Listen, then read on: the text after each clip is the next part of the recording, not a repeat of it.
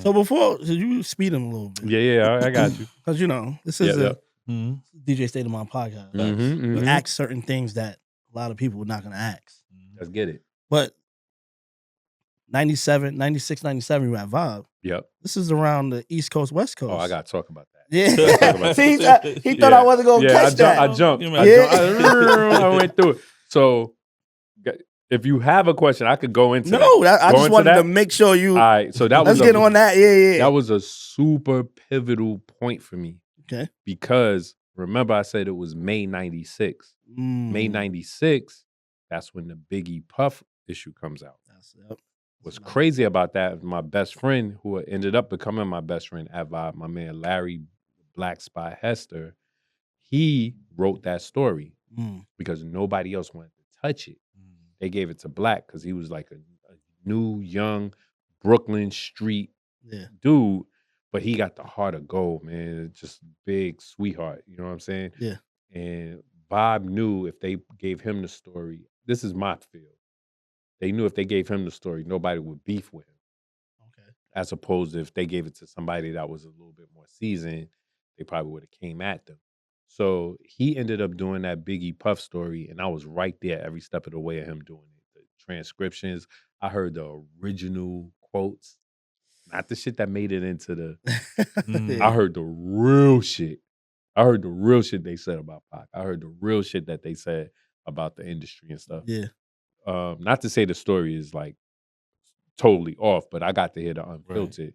You gotta leave some stuff out. You can't, yeah, like certain shit. And then what ended up happening is he got some unwarranted flack because when the issue came out, if y'all remember, that's what started the so-called East Coast, West Coast war because they put East versus West on the cover. Yeah. He never said that anytime in the joint. And So even big, it was the publishers. The publishers did that because you know that's going to sell. You know what I'm saying? And then if you ask the publishers, which I've done, they'll tell you it wasn't me, it wasn't us. And then if you ask the editors that was supposed to edit that cover, oh, it was the publishers. Like it's a loop. You know what I'm saying? So like just being so close to the situation. Oh man, how do you like just personally? Yeah. How do you feel about that whole thing? Because y'all get blamed for it. Yo, let me tell you, Bob gets blamed for it because of the party. What was crazy was we were the online team. Could you imagine being on the online team in 1996? This is the online team in 96, right? Big gets killed in 97. 97, yeah. We're going to skip Pac. I'm going to skip the Pac stuff because I was there and the first time my name was ever in print is that Tupac issue where he's looking up the one that they put with his dead. Oh, yeah. It's the black one. The black and white one. That was the first time my name was ever in a magazine, just as an intern.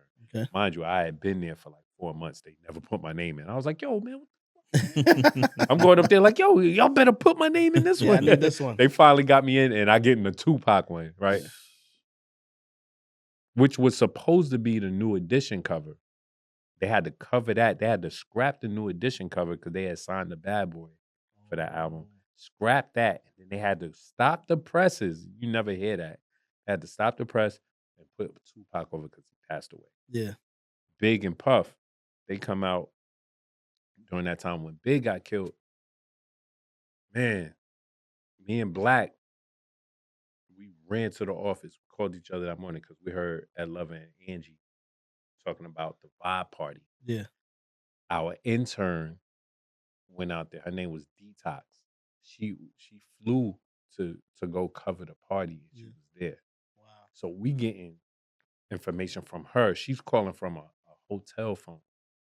Like this one he gets. Yeah. It was crazy because this is not like, it wasn't like heavy cell phones and stuff like that back then. Calling from there to the office. We at the office, we typing up stories.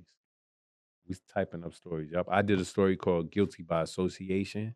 And I was just talking about like how Big took on a whole coast beef for no reason. Yeah. And like how messed up it was that he was just talking about life after death. Like he was ready to live. He wasn't ready to die. Yo, that's probably one of my best pieces ever. And I was like, I must have been, how old was I? I was 21 at the time. I'm 50. I'm about to be 51. I wrote that back then. And I really looked at that piece as like, if people could understand this joint and feel it, then I belong here. Yeah. And even some of the vibe people hit me, yo, that's crazy. And we wrote that, and I never write in the morning. And we wrote it that morning. Black did his piece, I did my piece. And this is in the early days. We really couldn't tell like if people was really fucking with it or not until you go outside. Right. And we went to different events and people was like, yo, that piece was crazy. And I got that feel. I was like, I want this all the time, but I don't want it for this reason. Right. You know what I'm saying? So during that time though, what was crazy about it was they were looking at it's messed up. They were like, there's a list. Some of the big dogs was talking, and they happened to be talking in front of us, and they were all worried. It was like, it's a list that's happening because, mind you, Pac had just got killed. Yeah, Suge was going through what he was going through. Puff was about to be looked at as crazy. Why would you have Big out there? Then Big gets killed. Then it was looking like, all right, that's Mace. Everybody was like, yo, what the hell? Who's next? Because Mace said he got held up or something in the hotel at that point. He was trying to get out. They ushered all of them out. They had to get them out. I heard, this is what I heard. I don't know how real this is, but I heard that they had to move Puff from LA to San Diego and fly him out of there. It was like that crazy. Yeah, it was sick. So the big dogs was talking about like how there's a list going around on different people that was going to get killed in the game. So at that point, if you was heavy in the game, you was looking at it like, oh man, this is a problem.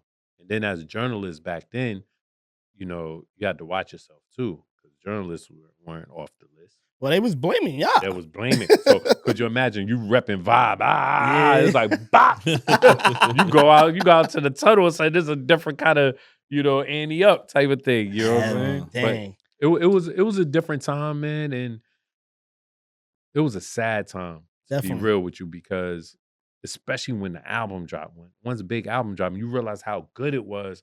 Like, yo, we could have got another 20 years out of this guy. You could get another 25 out of Pac, and you know Pac would have got into politics or won an Oscar. More movies and all. Yeah, come on, man. Like these dudes were like uber super talented. You know what I mean? Absolutely. And for us as hip hop journalists back then, as opposed to what they call hip hop journalists now, it was a different thing, because when you had to cover an artist back when I was coming up, you had to chill with that artist. You go to their crib, you go on tour with them, you in their tour bus. You go in the studio with them. You chilling with them on the block with their people. Like you had to be official to be with these guys. You know what I'm saying? That's a fact. And really get their life story. If you really want their life story, you might chill with their people more than you chill with them. They people will tell you more about them than they will. Yeah. Because they got to keep that rapper persona. I miss those days, because if you think about like Travis Scott, what do you really know about him? None. I got his hat on right now, right? Yeah. I know his merch game is crazy. What you known for is the Festa concert thing, right? There you go. And what did he feel like when that happened? You still don't know. How was he able to recover from that? We still don't know. It's like they protect the people that inspire these kids so much that the kids don't know who they idolizing. Right. When we was coming up, you knew Old Dirty Bastard's mom, Cherry Jones, Miss Cherry. Yeah. You know what I'm saying? Like you knew certain things. And I'm not saying that's better or worse, but if these people are in our lives like that, we should know who we following, who we idolizing to a degree. And we don't get that anymore. You know what I'm saying? That's real. It's heavy, man. Yeah. Nah, this is, you know what's crazy? Because you asked the question, you're like, oh, you know, it's a DJ podcast. But, you know what I'm saying? I was trolling. I know.